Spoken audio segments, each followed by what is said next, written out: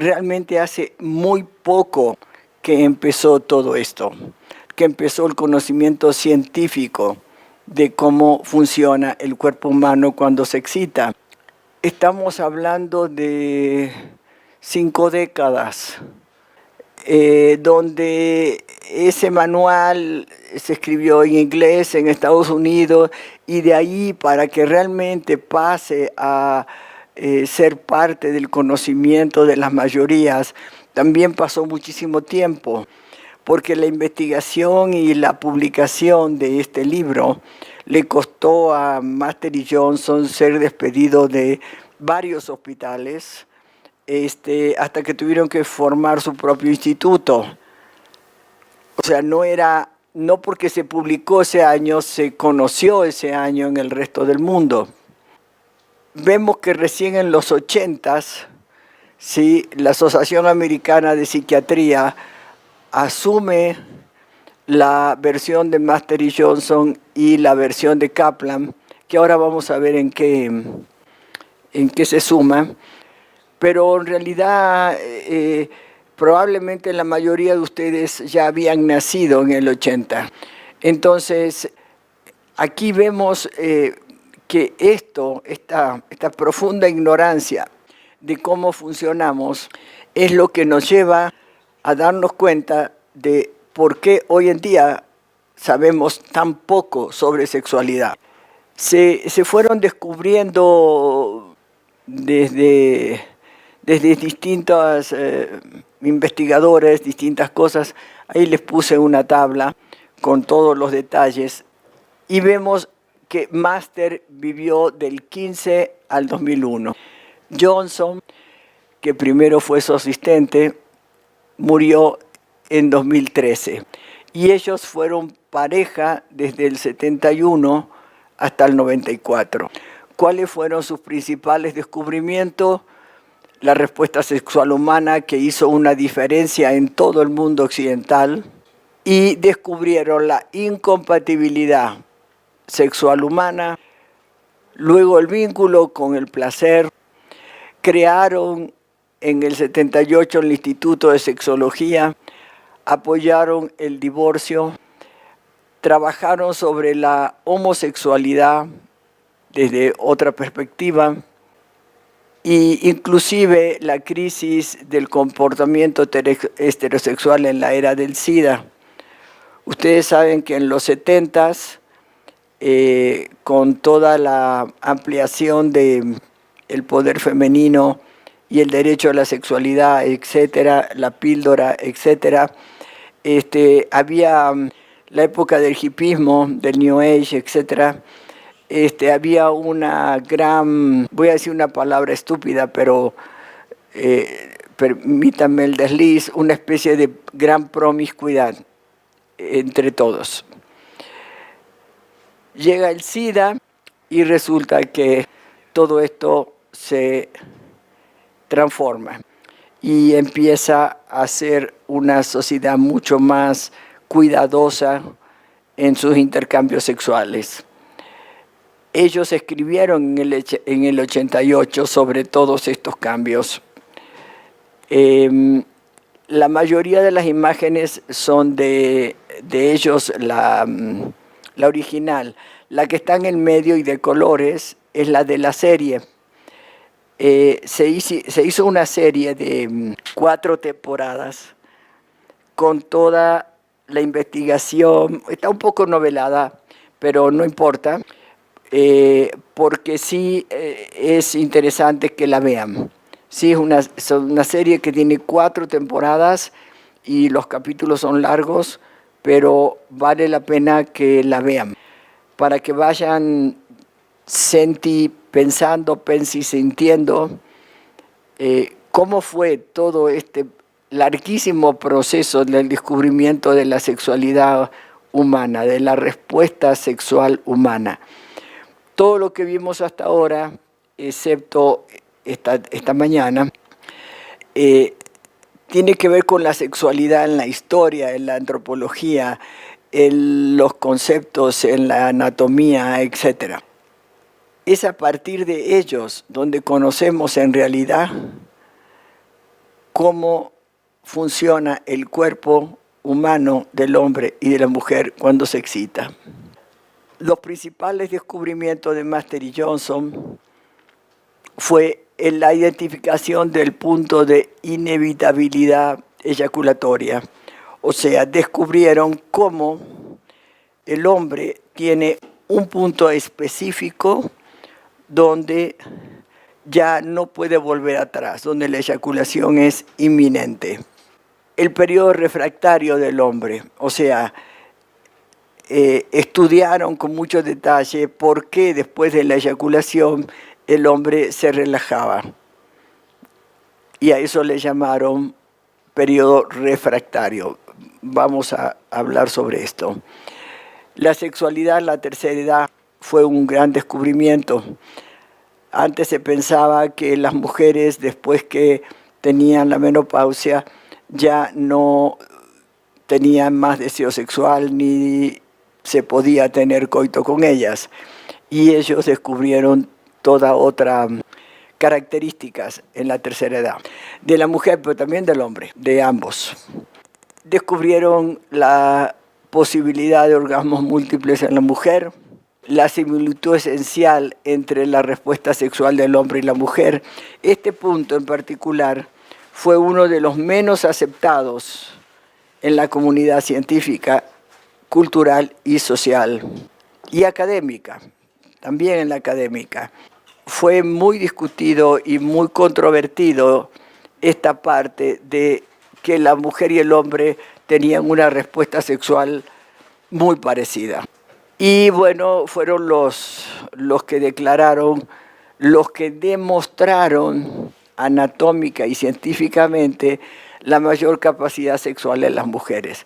Cuando veíamos ayer en las sociedades primitivas y en la época clásica, de Grecia, de Roma, y en otras, bueno, aún en la prehistoria, cómo se reconocía en la mujer esta capacidad sexual expansiva, ¿sí? No solo en la procreación, sino también en el placer y en el erotismo.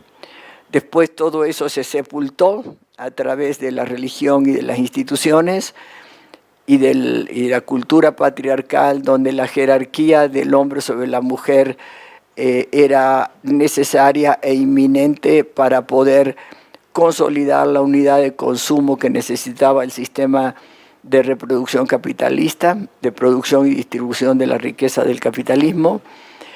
Pero ellos, 70s, 80s, demuestran científicamente la mayor capacidad sexual en las mujeres. ¿Qué quiere decir eso de mayor capacidad sexual? Que el erotismo, la expansión, el mantener la meseta orgásmica durante mucho tiempo era una característica como propia de la mujer. ¿Qué quiere decir esto? ¿Qué quiere decir esto? ¿Qué es el orgasmo? El orgasmo es un espasmo en el sistema nervioso. O sea, el sistema nervioso se va alterando, se va excitando paulatinamente. A ver, voy a explicar esto. Imaginemos que mis dedos, estos dedos, son las terminales de las venas. Venas y arterias son estos dedos, ¿sí? Estos dedos son las terminales nerviosas que están en contacto con esas terminales sanguíneas, ¿ok? Cuando empieza la excitación, el corazón bombea más rápido.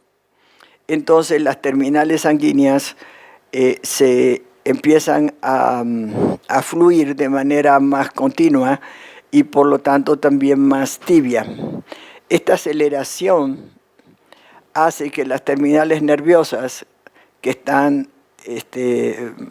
contiguas de ellas empiecen a fibrilar, ¿sí? Especialmente en las zonas erógenas, ¿sí? Esa fibrilación del sistema nervioso se mete por el coxis en el sistema nervioso central que está que sube por toda la columna vertebral y llega al cerebro. Cuando el cerebro entiende esta excitación del sistema nervioso, entonces manda nuevos neurotransmisores y nuevas hormonas para que el proceso siga avanzando, ¿ok? Entonces esto sigue sucediendo, ¿ok? Entonces, el sistema nervioso se excita y se excita más y más y más y más. Llega un momento que el sistema nervioso no aguanta más excitación y entonces va a ser un pico, ¿sí? Va a ser un espasmo y luego se relaja. Por eso que las contracciones orgásmicas son involuntarias, porque se debe a este pico, a este espasmo. Una expresión de lo mismo, pero en otra área, es muy frecuente. A los adultos, muy a veces, pero generalmente en los niños, cuando se asustan mucho, cuando tienen mucho miedo, hay una contracción muy fuerte de todo el sistema nervioso y muscular.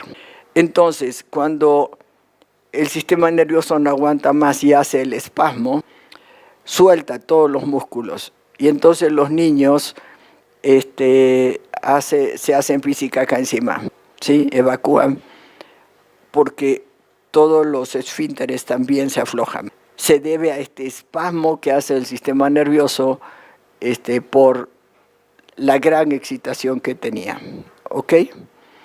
Entonces, ¿qué quiere decir esto de la mayor capacidad sexual de las mujeres?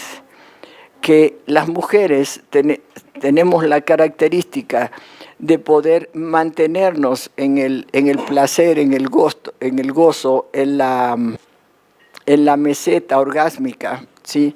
Haciendo un ciclo, ¿sí? Más excitación, un poco menos, más, menos, más, menos, más, menos, ¿sí? Entonces vamos alargando el tiempo para el último espasmo. A cada una de estas subidas y bajadas se le llaman pequeños orgasmos, ¿sí? O orgasmos múltiples, ¿sí? Cuando el sistema nervioso llega a su punto máximo de excitación, nosotros también vamos a hacer un pico y va a ser este espasmo y también va a haber una relajación mucho más profunda. Esto también lo descubre Master Johnson. ¿Cómo es esto? Acá en esta gráfica ustedes van a ver la fase de excitación, la fase de meseta, el periodo, el pico que se hace, ¿sí? Que es lo que estamos hablando de espasmo, y luego la recensión, ¿sí? En el hombre está arriba, en la mujer está abajo. Entonces, en la mujer ven todo este ciclo que les comentaba recién. ¿Eso qué quiere decir? ¿Que no podemos tener la misma respuesta que el hombre? Claro que sí, que la podemos tener. Todas ustedes mujeres lo saben, ¿sí? Podemos tener un orgasmo absolutamente álgido en 2 minutos, ¿sí?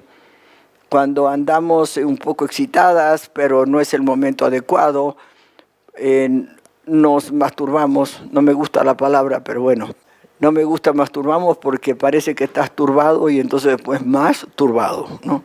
Entonces no me gusta. Pero, digamos, sabemos a qué nos referimos y entonces con una pequeña excitación lo llevamos al punto máximo y tenemos la recensión, ¿sí? De manera absoluta, ¿sí? O sea, podemos tener esta o podemos tener esta o la azul o podemos tener la roja, ¿sí? Y podemos manejar el tipo de recensión que tenemos. Los hombres, en términos generales, como hay una contracción involuntaria de los músculos del suelo pélvico, entonces hay como si se exprimiera la zona de próstata y bueno, y el aparato productor del semen, ¿sí? Entonces, cuando hay esta contracción, el hombre eyacula. Y entonces confunde orgasmo con eyaculación. Pero en realidad son dos funciones independientes. Entonces, tenemos orgasmos eyaculatorios, tenemos orgasmos sin eyaculación y tenemos eyaculaciones sin orgasmos. ¿Sí? Conozco muchos hombres que eyacularon toda su vida y nunca supieron lo que era un orgasmo. Los hombres no me van a dejar mentir. Por ejemplo, si van a un análisis de conteo de esperma en los tratamientos de infertilidad, la enfermera o el enfermero se calza un guante, introduce un dedo por el ano, aprieta la próstata y las glándulas seminales que están ahí al lado y se produce la eyaculación, sin erección, sin deseo, sin excitación, sin nada. Son funciones que pueden estar separadas. A veces coinciden, otras veces no coinciden. ¿Qué pasa en la respuesta sexual humana? La actividad sexual produce cambios en el cuerpo a nivel físico, ¿sí? Aumenta el pulso y la presión sanguínea. Puede haber entumecimiento de ciertos órganos. Hay contracciones musculares, hay secreciones glandulares y muchos otros síntomas que indican el incremento de la excitación hasta que finalmente la tensión es liberada como una reacción placentera durante la fase del orgasmo, que es un espasmo en el sistema nervioso.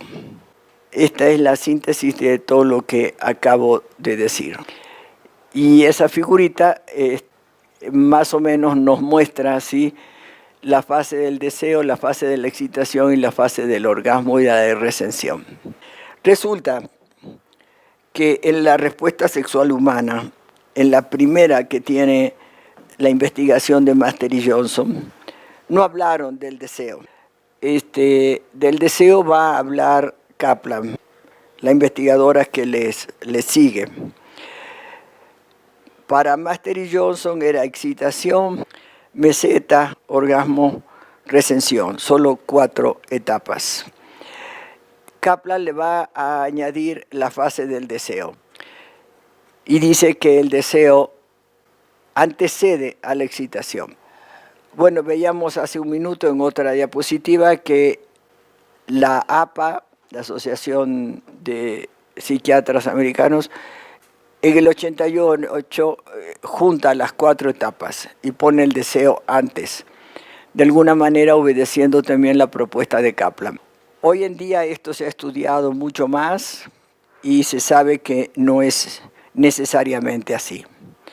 A veces el deseo antecede a la excitación, pero otras veces no. El año pasado en México se hizo creo que 41, 42, no me acuerdo, Congreso de Sexualidad Mundial. Vinieron especialistas de distintas partes del mundo. 2 o 3 de ellos hablaron sobre los estudios y las investigaciones alrededor del deseo. El deseo en realidad permanece a través de las 4 etapas. Inclusive cambia de formato, pero inclusive se mantiene después de la recensión. Pero bueno, esto en el próximo módulo vamos a hablar específicamente del deseo y vamos a profundizar sobre ese tema. Lo importante aquí es que tomen conciencia, en consuelo o en, no sé bien la palabra, no me sale, de que si bien no conocemos muchísimas cosas de la sexualidad, de nuestra sexualidad, y somos profundamente ignorantes, con esto nos damos cuenta que en realidad estamos hablando de los 70s, 80s, donde se empieza a tener conocimiento de todo esto a nivel académico. Porque a nivel popular yo creo que hoy en día todavía hay grandísimos sectores que no tienen idea de todo esto. También se estudió la vulnerabilidad de la respuesta humana. Cuando la respuesta humana no puede tener todas estas etapas que estamos mencionando. Y entonces se vio cómo afectan a la respuesta sexual humana los fármacos, las enfermedades, los problemas psicológicos y las enfermedades de transmisión sexual. Existen multitud de fármacos que afectan total o parcialmente la respuesta sexual humana. La mayoría de los fármacos generan una disminución en la respuesta sexual humana. Muchos de estos efectos suelen ser reversibles cuando se suspende la ingesta de ese medicamento. Hay solamente 2 que están nombrados que parece que provocan el aumento de la libido. Los hipertensivos, todas las personas que sufren de hipertensión, que suelen tomar distintos tipos de medicamentos, afectan la respuesta sexual humana. Ahí más o menos están, pero bueno, el uno con el uno, el segundo con el segundo, el tercero con el tercero.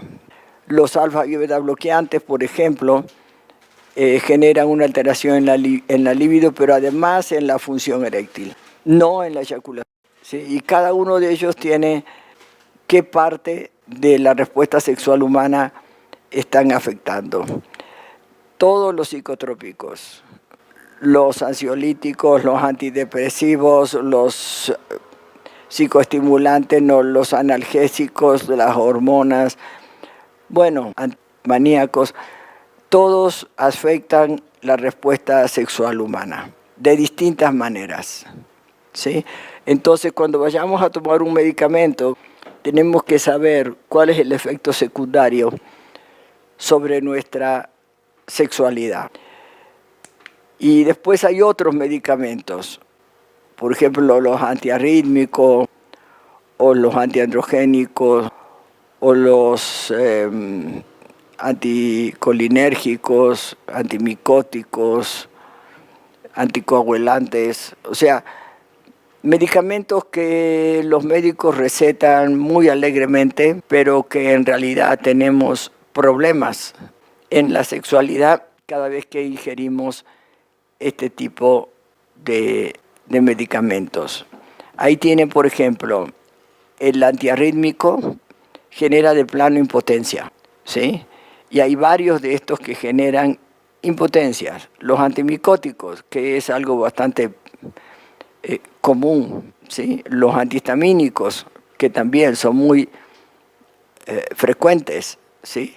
Y generan efectos fuertes en la respuesta sexual humana. Entonces, cuando vayamos a tomar un medicamento, pongámosle cuidado. ¿Qué es lo que estamos tomando?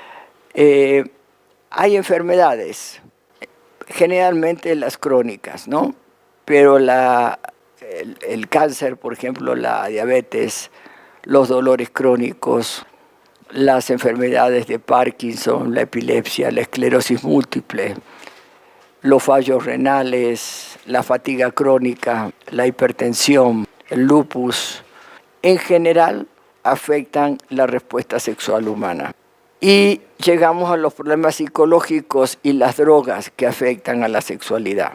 El ASI, ¿qué es el ASI? Es el abuso sexual infantil, los desórdenes alimenticios, el pánico, el aburrimiento, los dolores crónicos, la ansiedad, la depresión, la adicción a cualquier tipo de droga, la cocaína, la heroína, los barbitúricos, el alcohol, el tabaco. Son drogas y problemas psicológicos que afectan a la respuesta sexual humana. Y luego las enfermedades de transmisión sexual, ¿sí? Ahí tienen una lista de todas estas enfermedades bastante horrorosa, no la quiero leer, pero a ustedes sí les toca, para mirar cómo la necesidad del uso del condón, no solo para no quedar embarazados. Me ha pasado en la consulta clínica ¿y te proteges con el condón? No, tomo anticonceptivos. Ajá, y luego, embarazadas es probable que no quedes, pero ¿y todo lo demás?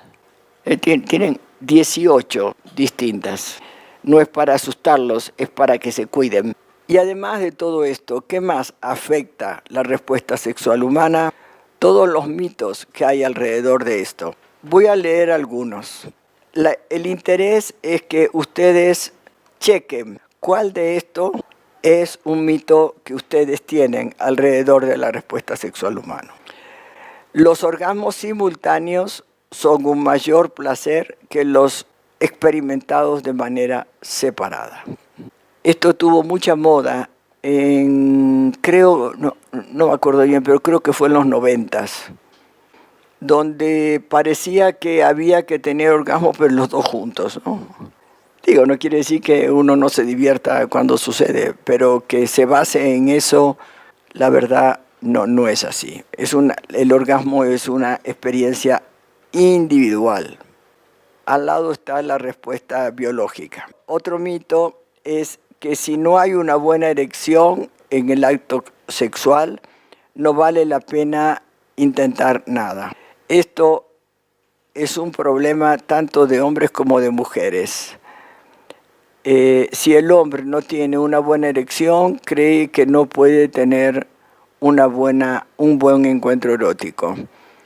Pero lo peor es que la mujer muchas veces también piensa lo mismo, que si no el hombre no tiene una buena erección, entonces porque no le gusto, entonces es porque no le importo, entonces es porque no me desea, etcétera, etcétera. Y la erección es una respuesta que tiene que ver como primer variable con la ansiedad de desempeño del hombre. Si el hombre tiene algún tipo de temor de, entre comillas, quedarle mal a la mujer, es altamente probable que tenga una disminución en la erección. Las posiciones sexuales, cuanto más raras, más placenteras. Otro mito también bastante ridículo, pero todos los que practican el sexo como una forma de gimnasia sexual, les encanta cambiar de posición muchas veces, con lo cual a veces es divertido, pero otras veces realmente interrumpe el gozo y el placer y el fluir, el fluir con el placer. La cantidad de orgasmos indica en qué medida la relación sexo ha sido satisfactoria.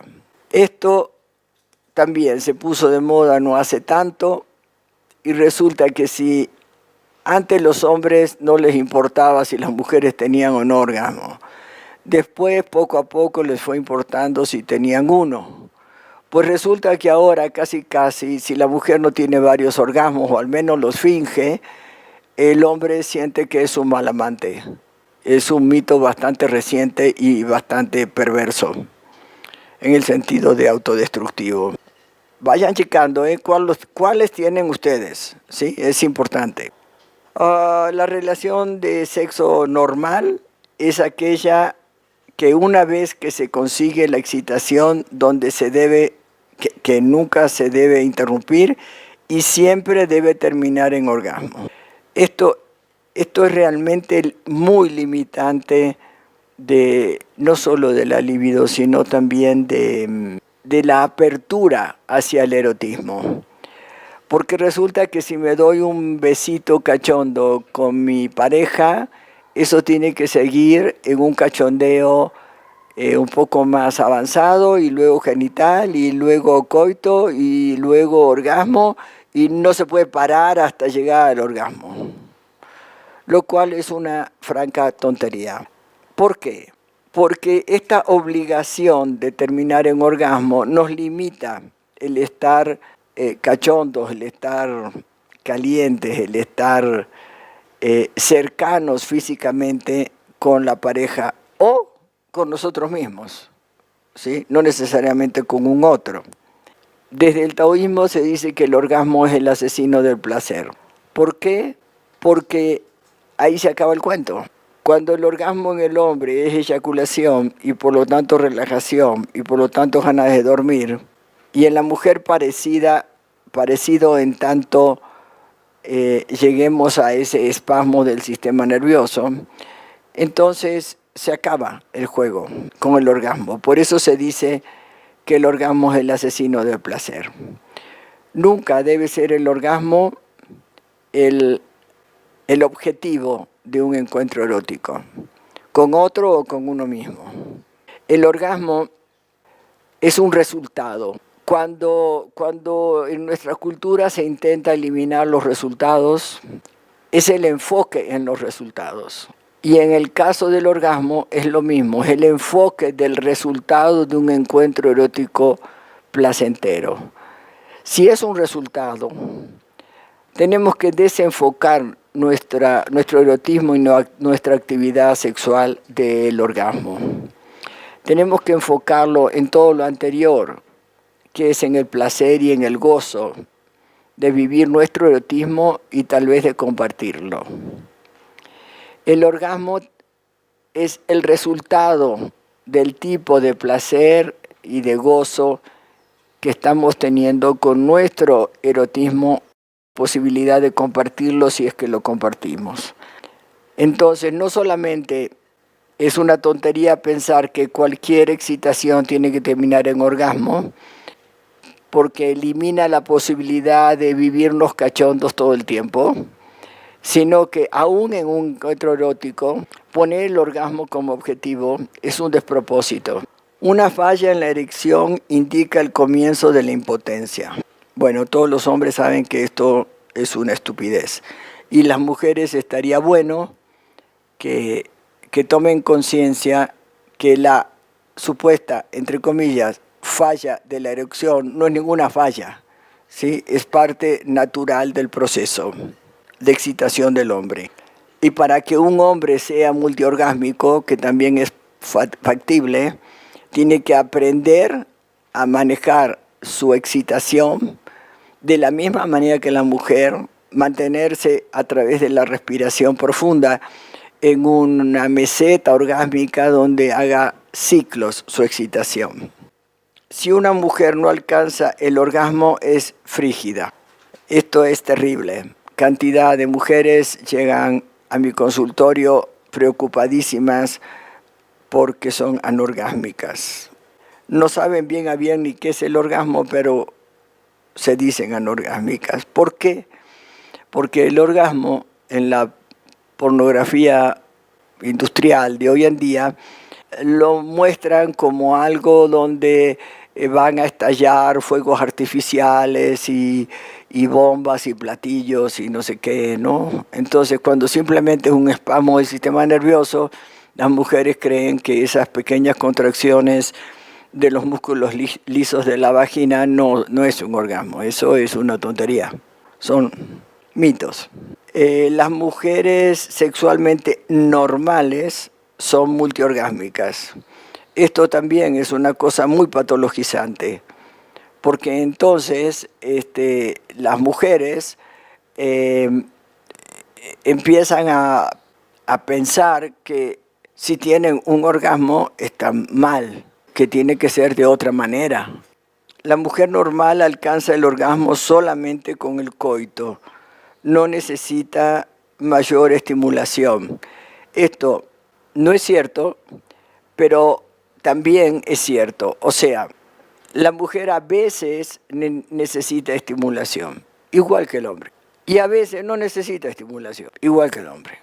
Eso depende de tu sistema de creencias.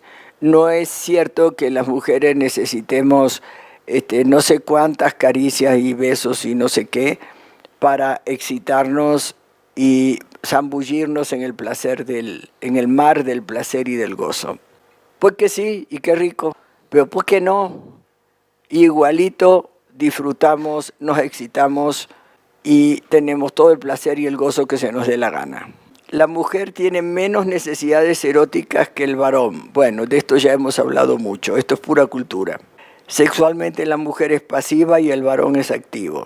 Esto es puro patriarcado. Y en el sexo lo más importante es el rendimiento. Me gustaría que ustedes, cada quien en su cuaderno, esté evaluando cuántos de estos mitos son parte de su manera de vivir su erotismo. Es importante porque cada uno de ellos lo vamos a tener que trabajar y profundizar. Cada uno de ellos puede ser una pregunta que ustedes se hagan y o hagan. No vamos a leer el nombre del que lo pregunta, simplemente vamos a leer la pregunta sin el nombre. Ok, vamos a hacer una pequeña introducción a la orientación sexual. Ya hablamos de esto en el artículo anterior. Vamos a poner un poquito más, un pasito más. ¿Cómo podemos definir la orientación sexual? ¿Qué es la orientación sexual? Es la orientación del deseo.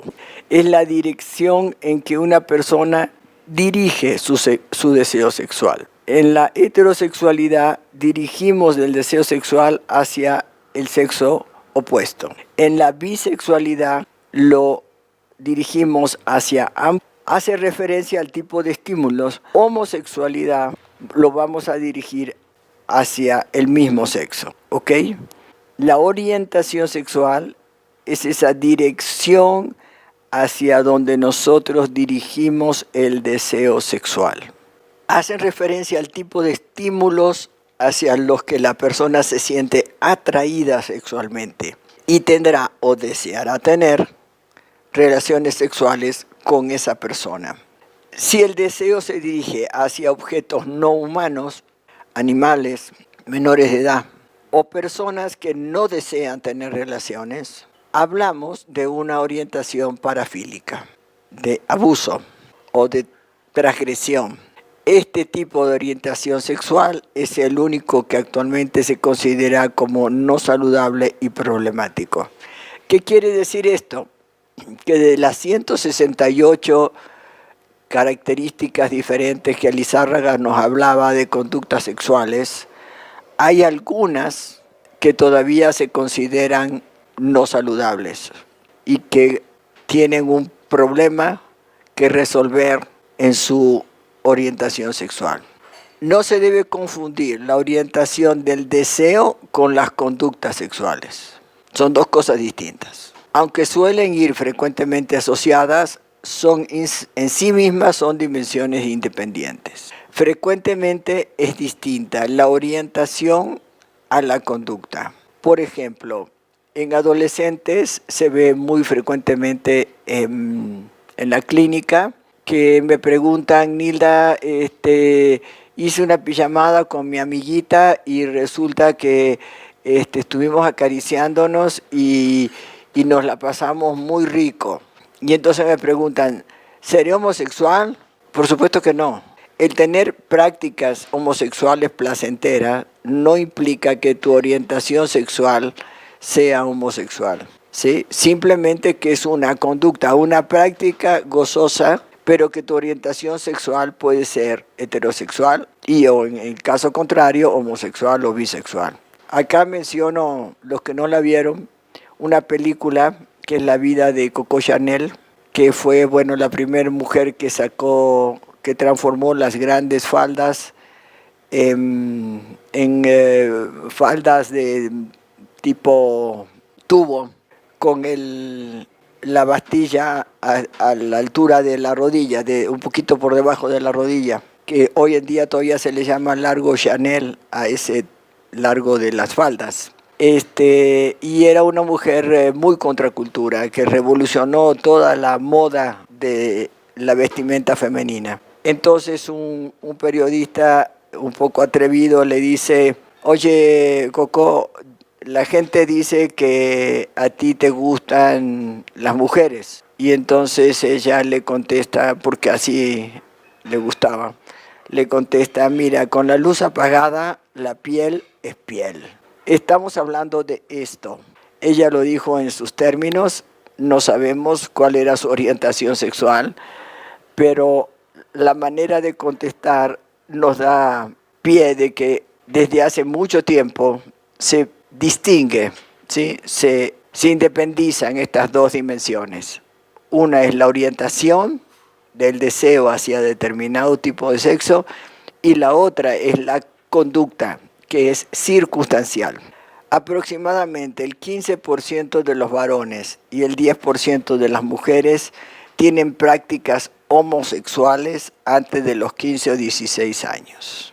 Esto está motivado por la curiosidad, por conocer al otro cuerpo diferente al suyo, por la necesidad de intimidad y por la vergüenza de relacionarse con el sexo contrario.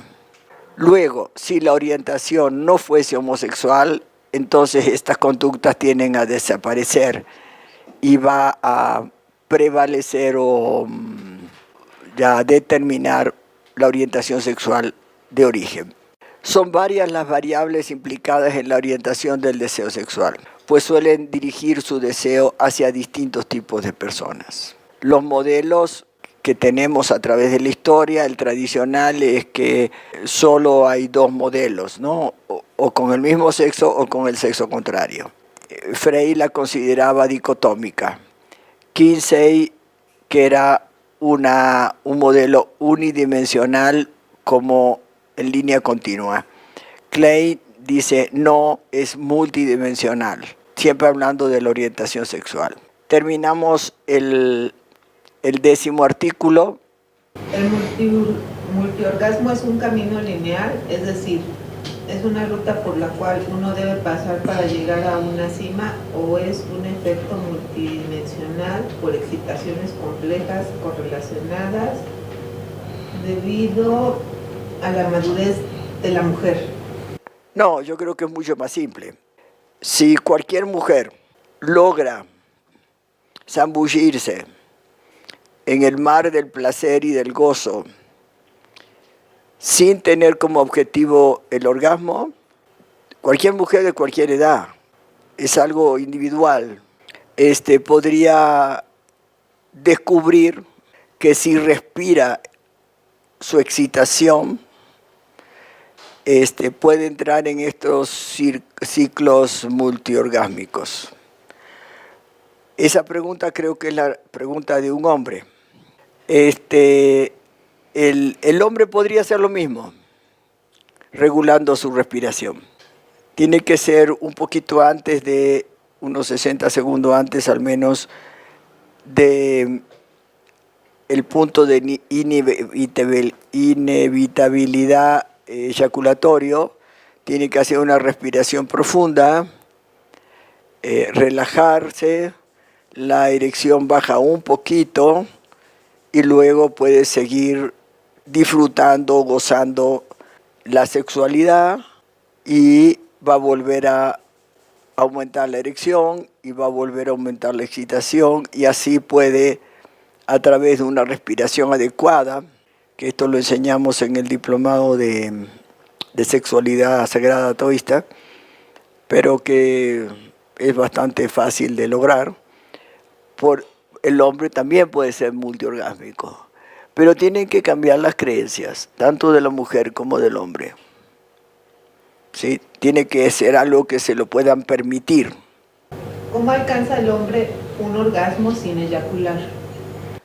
Bueno, a través de la respiración, pero es una respiración dirigida. Tiene que subir toda la energía que se produce por el aumento, por la excitación del sistema nervioso en genitales. Tiene que tener la intención de que esa energía suba a través del sistema nervioso central, o sea, por el medio de la columna vertebral, o sea, se mete a la columna vertebral por el coxis y se eleva al cerebro. El cerebro reproduce la orden al metabolismo para aumentar la excitación, pero esa energía se baja por delante y se acumula en la zona del tantien, en la zona del ombligo, digamos. No se vale aguantarse, ¿sí? Porque si no van a terminar con dolor de testículos. El asunto no es aguantarse, porque si no es hasta una enfermedad que puede ser crónica, ¿no? La inflamación y dolor de testículos. No se trata de aguantarse, se trata de circular la energía que se despliega a partir de la excitación del sistema nervioso, circularla hacia arriba, hacia el cerebro, y bajarla por la parte de adelante, acumulándola en el tantien. Entonces, es un ejercicio que tiene una técnica bastante simple. Entonces el hombre aprende a hacer esto y entonces va a entrar en este ciclo, ¿sí? Igual que la mujer, de la meseta orgásmica, ¿sí? Si el hombre sabe hacer esto y la mujer sabe hacer esto, pueden lograr un nivel de éxtasis totalmente distinto. En la fase de pico de excitación en el orgasmo es cuando algunas mujeres tienen la sensación de hacer pipí. No. El módulo que viene vamos a ver eyaculación femenina, pero no. La eyaculación femenina es el resultado de la estimulación de la zona G. Y la estimulación de un rato, o sea, no es... Y además no todas las mujeres eyaculan. Y la eyaculación femenina puede estar vinculada al orgasmo o rara vez, o puede ser antes, o puede ser después, o puede ser inclusive desde las técnicas taoístas se usa un huevo de piedra que se introduce en la vagina para que los músculos de la vagina vayan subiendo y bajando ese huevo, no solamente de la vagina, sino de todo el suelo pélvico, ¿sí?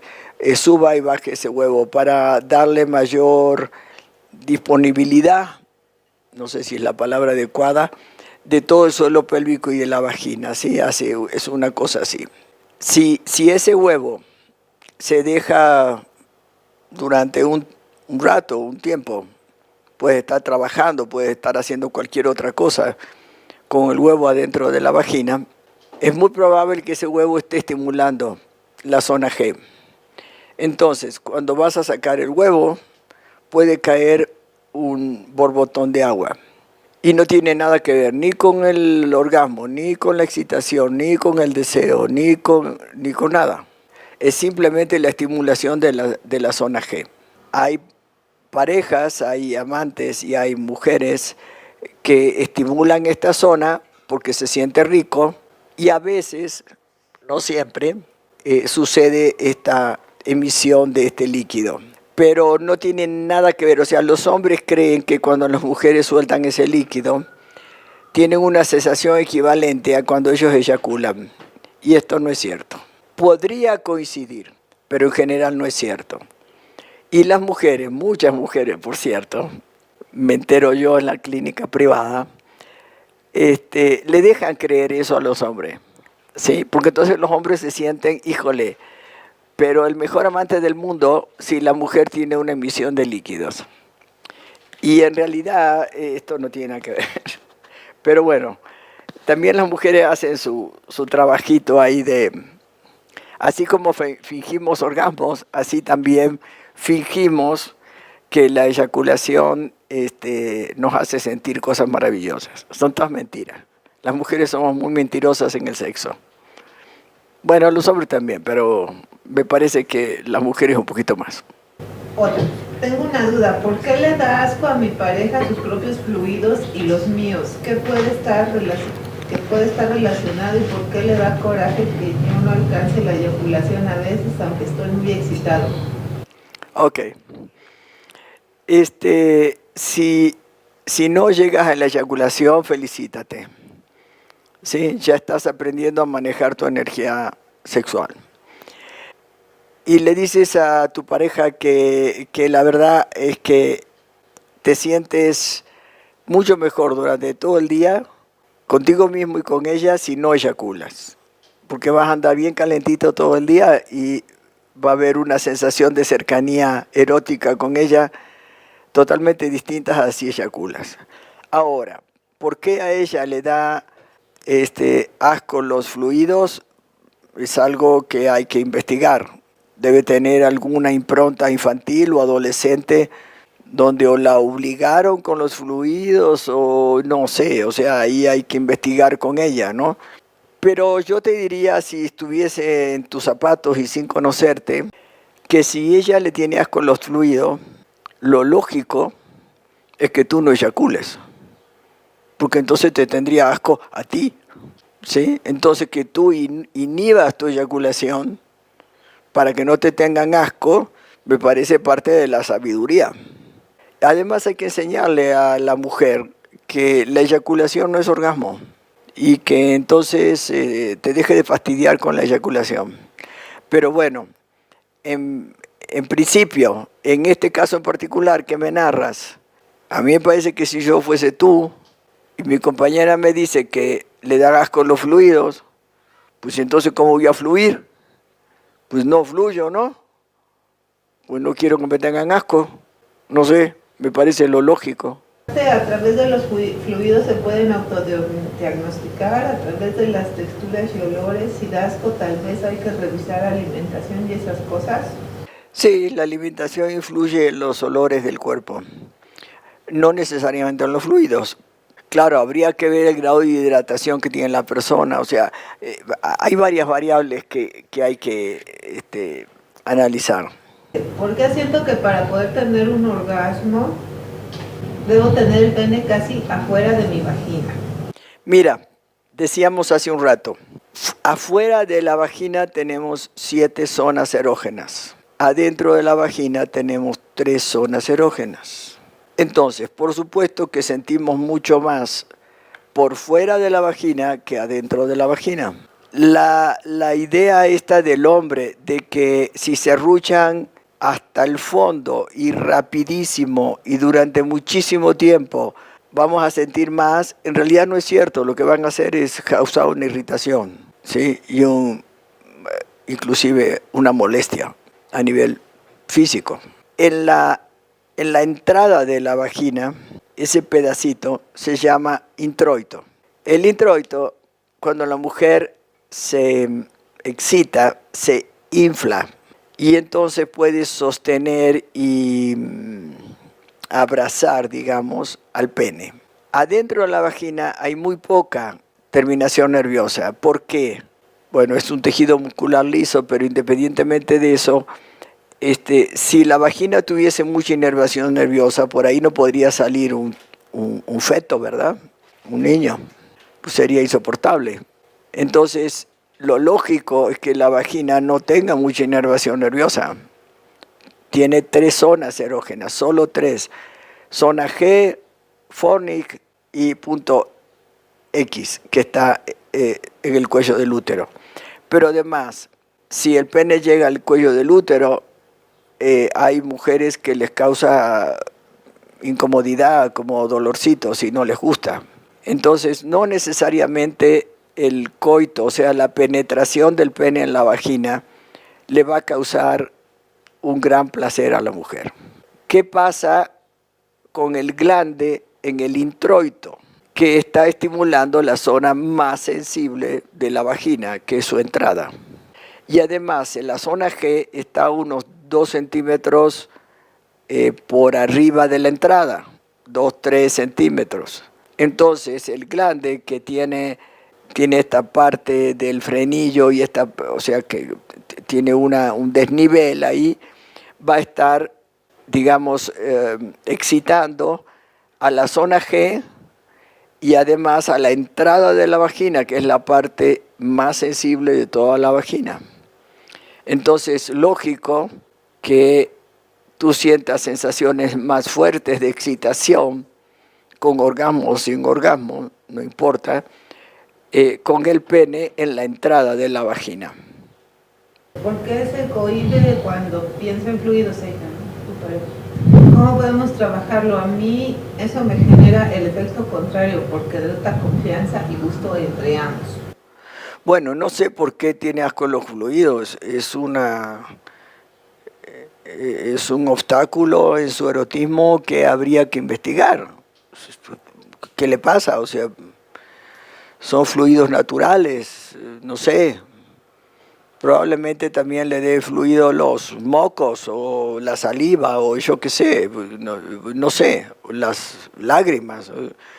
Son fluidos totalmente naturales, ¿no? ¿Por qué le daría asco? O sea, la palabra asco es una palabra que implica rechazo. Entonces, ¿por qué sucede eso? Bueno, habría que investigar con ella. Que a él le excite que ella tenga asco, no lo entiendo. Tal vez él me lo pueda explicar a mí porque eso no lo entiendo. A menos que tenga un gusto por sentirse rechazado. Es probable. Tuve una hernia en la columna en L5 ya operada. Eso puede causar problemas en la sensibilidad en cuestión sexual por las terminaciones nerviosas. No, solo si piensas que sí, te va a suceder. Pero neurológicamente no tiene por qué tener una repercusión. La zona genital tiene millones de terminaciones nerviosas, no solo... Porque además el que tengas una cirugía en L5 no quiere decir que te hayan afectado las salidas nerviosas de esa vértebra.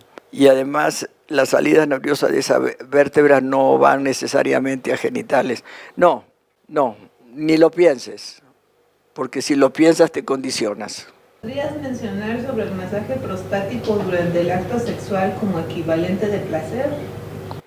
No, sí lo vamos a desarrollar a profundidad en el módulo que sigue, porque nos vamos a meter con zonas erógenas y con la excitación de las zonas erógenas y con el placer de vivir y el desarrollo del placer de vivir y todos los estímulos del mundo erótico. O sea, la parte de sexualidad del próximo módulo va a tener todo eso y va a tener el tamaño, todas las investigaciones sobre el tamaño del pene y sobre la eyaculación femenina y sobre todo esto.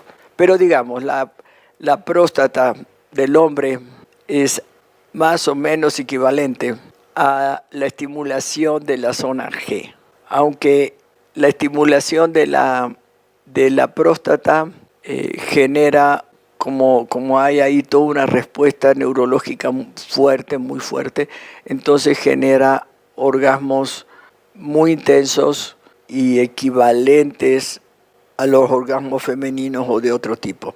Es que es un poco más complejo.